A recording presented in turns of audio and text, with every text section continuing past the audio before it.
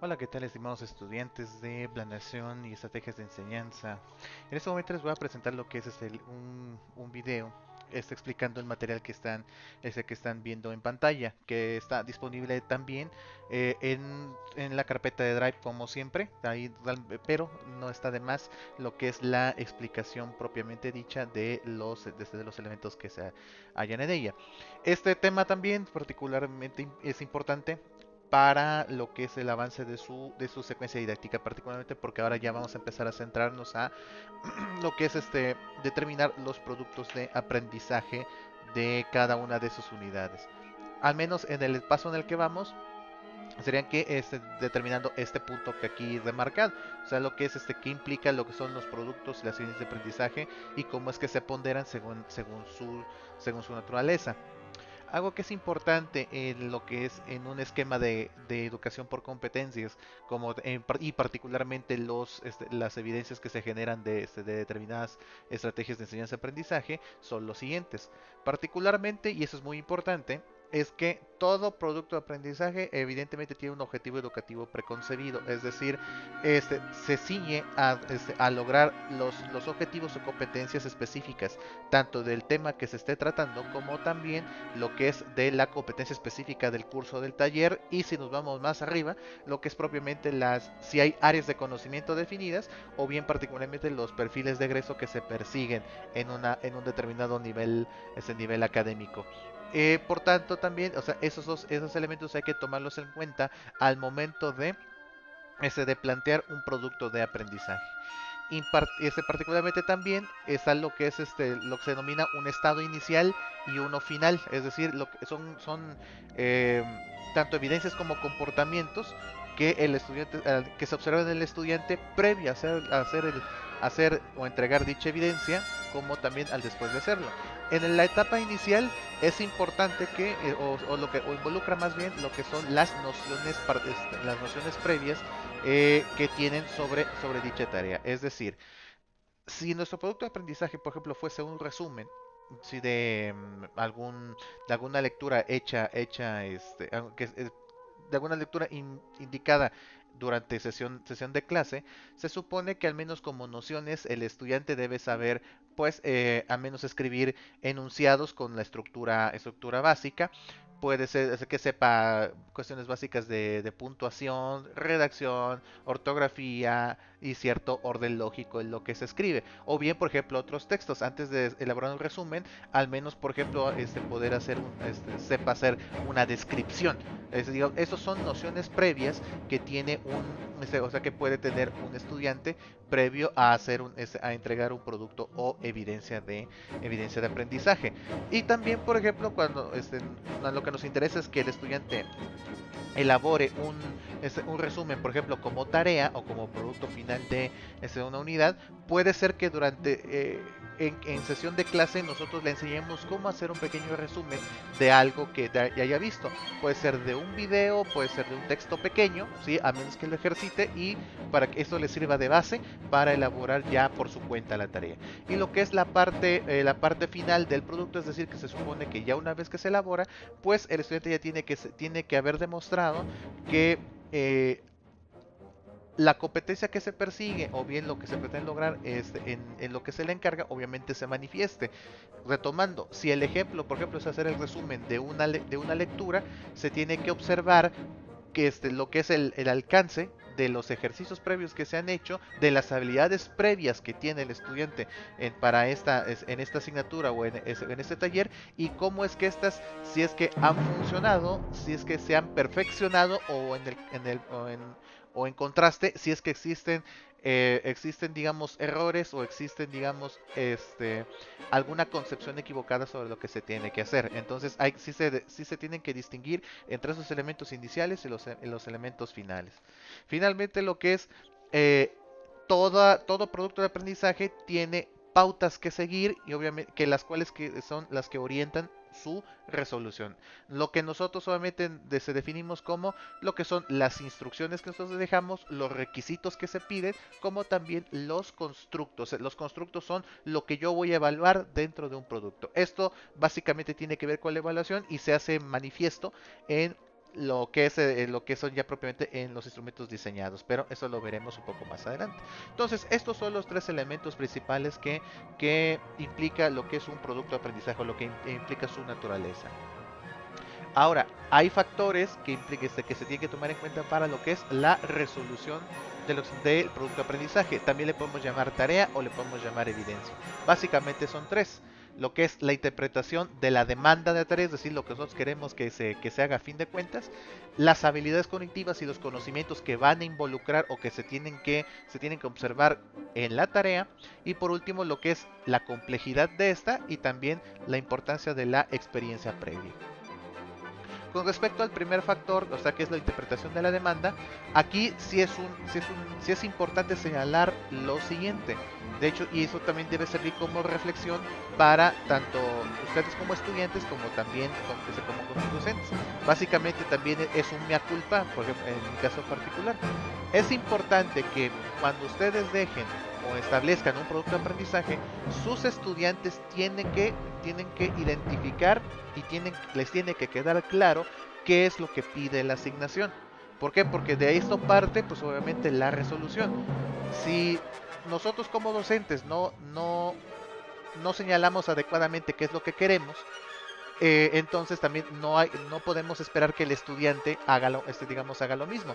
De la misma forma, si el docente de alguna manera busca hacer lo más específico posible la asignación, obviamente si el estudiante o sea, digamos por sí solo no lo entiende, entonces también eso puede derivar en que en una serie de factores o comportamientos, o básicamente situaciones en los cuales se puede incurrir y que obviamente hay cosas que no suman, ¿sí? Por ejemplo, se ocupa normalmente cuando a un estudiante, por ejemplo, se le pide investigar, hay estudiantes que interpretan investigar con copiar y pegar todos los datos que encuentre, por ejemplo, en 10 o 20 páginas web y plasmarlos en un documento, cuando la asignación a lo mejor lo que pide es hacer un mapa conceptual. Entonces lo que está haciendo ahí no es cuestión de iniciativa, sino de que no está entendiendo realmente lo que se pide, ¿sí?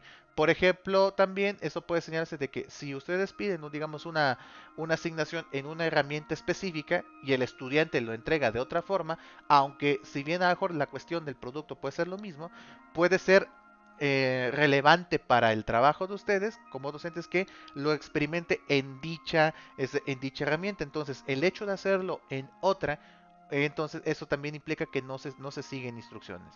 Entonces, así como es importante que el estudiante entienda por sí solo lo que se demanda en la tarea, el docente tiene la responsabilidad de que debe cerciorarse de que las instrucciones son entendidas por parte del estudiante, es decir, es un ejercicio conjunto.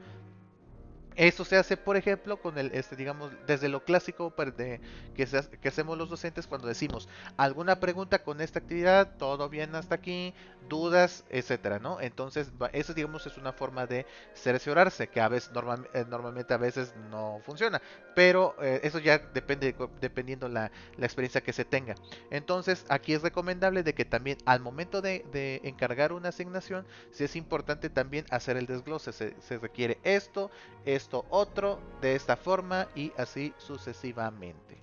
Entonces, ante ello sí es importante que tanto estudiantes como docentes designen un tiempo para poder determinar con precisión qué es lo que se requiere para un determinado producto de aprendizaje. La idea es de que se logren los objetivos y las competencias que se pretenden lograr. Obviamente el grado de flex, no de flexibilidad, sino de explicación y también del tiempo que se destina, va a depender de lo que es del grado académico.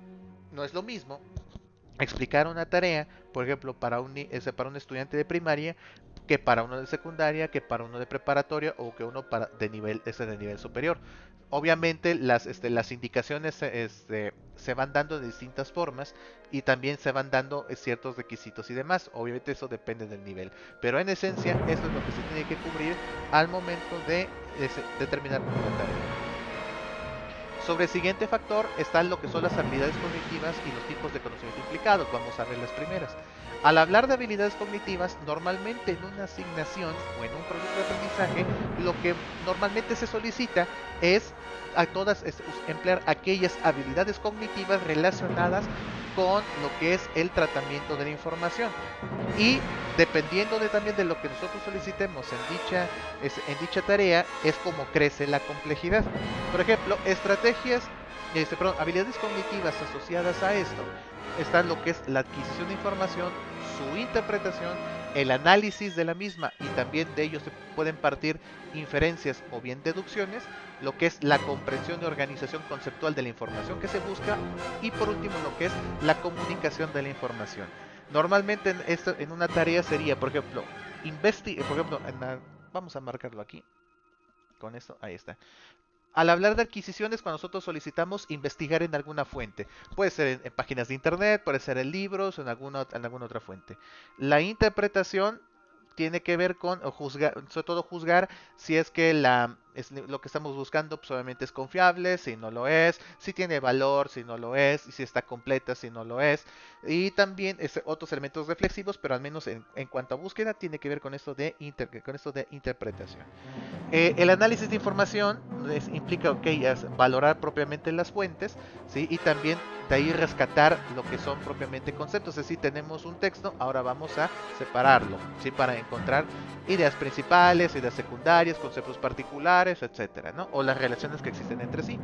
De ahí lo que es la comprensión de organización ya lo trasladaríamos, por ejemplo, a su representación. De ahí podemos decir, a mejor es elaborar, por ejemplo, una pequeña crítica, tal vez una descripción, la descripción de una opinión, o bien, por ejemplo, organizar, por ejemplo, en algún esquema u organizador gráfico, a saber, mapa conceptual, mapa mental, cuadro comparativo, cuadro sinóptico, etcétera, etcétera. Es decir, o sea, de cómo nosotros presentamos dicha información. Y también, por último, la comunicación de la información serían los elementos para más que representar lo que es representar la información, es básicamente cómo se comunica, o se la comunicamos hacia los demás. Se supone que conforme ustedes vayan sumando o requiriendo estas habilidades cognitivas, esto va marcando la frontera, entre otros aspectos, si la tarea es sencilla, o si es de nivel intermedio, o si es avanzada o compleja, ¿sí? Como también el tiempo que se le puede destinar para su elaboración. Ahora, con respecto al tipo de contenido que la tarea implica, aquí se hace mención de los siguientes elementos. Importante que los aspectos conceptuales, es decir, toda tarea o todo producto de aprendizaje tiene que ver reflejados conceptos sobre el tema que se está manejando, ¿sí? Pueden ser, evidentemente, sí, conceptos directamente, pueden ser hechos o elementos fácticos o principios. Normalmente esto se aplica mucho en cuestiones de matemáticas, física o ciencias exactas. Entonces, aquí, por ejemplo, normalmente las preguntas guías o los elementos guías que nosotros podemos plantearnos como docentes, y al momento de escribir una asignación, por ejemplo, podemos emplear alguna de esas preguntas. No son las únicas, pero nos pueden ayudar para poder determinar qué es lo que nosotros esperamos o qué es lo que nosotros pretendemos lograr. Posteriormente, lo que son las partes procedimentales, aquí sí nos interesa cómo es que el estudiante, si es que el estudiante sigue, por ejemplo, procedimientos, metodologías o buen orden, sobre todo eso es más importante, orden en lo que se le solicita, ¿sí? Hay procedimientos, sobre todo, eso se da mucho en cuestiones de ciencias exactas. Si, por ejemplo, para resolver una ecuación, normalmente se tiene un proceso. Por ejemplo, para hacer el cálculo de algún fenómeno físico, se emplea una fórmula, y también el desarrollo de esos elementos implica también un orden, ¿sí? También los aspectos procedimentales también se reflejan en otros aspectos, por ejemplo, lo que son cómo es que representan cosas, si es que ejecuta ciertos elementos adecuadamente, sobre todo, por ejemplo, se hablan de herramientas. Por ejemplo, aspectos como el formato, por ejemplo, del texto, de los documentos o de ciertos archivos, también eso implica, esos son procederes o procedimientos. Por ejemplo, dibujar, por ejemplo, escalar, por ejemplo, es decir, a manejar o representar todo con escalas, la investigación, o bien situar elementos, son ejemplos de acciones que tienen que ver con los procedimientos. Finalmente, también deben existir los elementos actitudinales. Se supone que hay conductas que nosotros nos interesa desarrollar a lo largo de un curso, o bien nuestros cursos, asignaturas o talleres normalmente implican el desarrollo de ciertas conductas deseables, ¿sí? O sea, o sea, aspectos sobre todo positivos, como también lo que son el desarrollo de actitudes normalmente positivas, ¿sí? Entonces, aspectos o elementos guía que reflejan las actitudes en un producto de aprendizaje, por ejemplo, pueden ser que se premie la iniciativa, la puntualidad, por ejemplo, de las entregas, la originalidad de la misma, la honestidad en cuanto, por ejemplo, efectivamente se puede observar y se puede notar que el trabajo obviamente está hecho siguiendo instrucciones y es digamos, trabajo original del estudiante, es decir, que no se basó en los trabajos de otras personas. Por ejemplo, si realmente las fuentes que está citando efectivamente son confiables o no, entre otros aspectos, y también los aspectos asociados a la responsabilidad.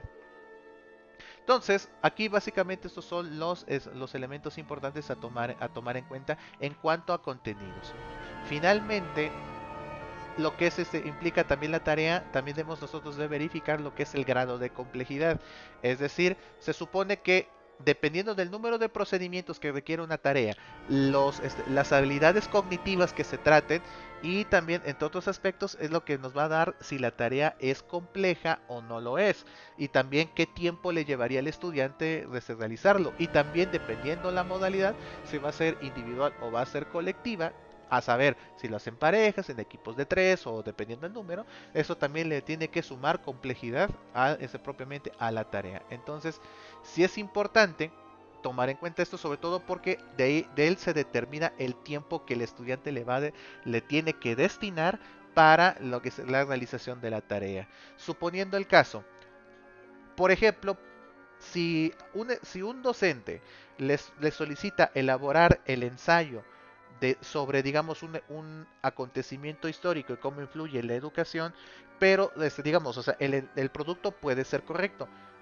Sin embargo, obviamente, un ensayo, a diferencia de lo que muchos conciben, no es un resumen, ¿sí? O no es un texto que se resuelva en pocas páginas. Realmente un ensayo es un ejercicio crítico en donde nosotros expresamos una opinión en torno a un tema o algún acontecimiento basados en evidencia y con respaldos particulares.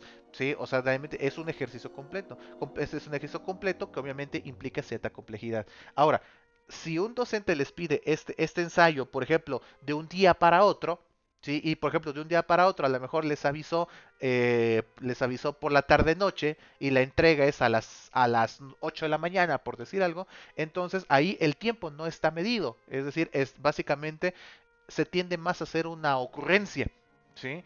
Ahora, y si a eso le sumamos que no les va a dar materiales ni demás, y no se dan instrucciones claras, entonces sí, ese es un error de concepción, ¿sí? Entonces, lo normal sería, por ejemplo, para un ensayo de las características que yo he señalado, normalmente se puede requerir por lo menos un mes, ¿sí? Eso sí es un tiempo razonable, sobre todo para elaborar un ensayo. Ahora, dependiendo de si durante un curso se les da materiales y se les da cierto seguimiento para entregar un ensayo o sea, como realmente es, y digamos se hacen ejercicios en clase, puede ser que digamos se puede dejar en un mes o se puede dejar para 3 semanas, dependiendo de los materiales y los ejercicios que se hayan hecho. Sin embargo, si el docente les pide hacer digamos un ensayo, aunque no les explica directamente, o sea, digamos, no hacen ejercicios en clase, pero sí les brinda material adecuado para poder resolverlo,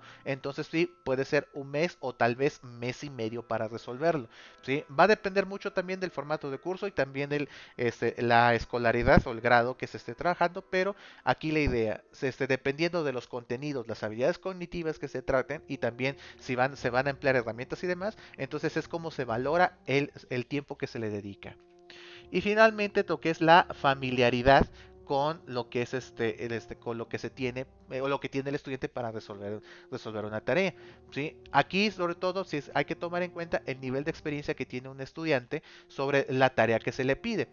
Por ejemplo, un estudiante, pensemos en matemáticas, ha resuelto problemas desde lo que es la primaria, secundaria y preparatoria. Entonces, a lo mejor si hablamos en preparatoria, a lo mejor se le piden hacer ejercicios de derivadas.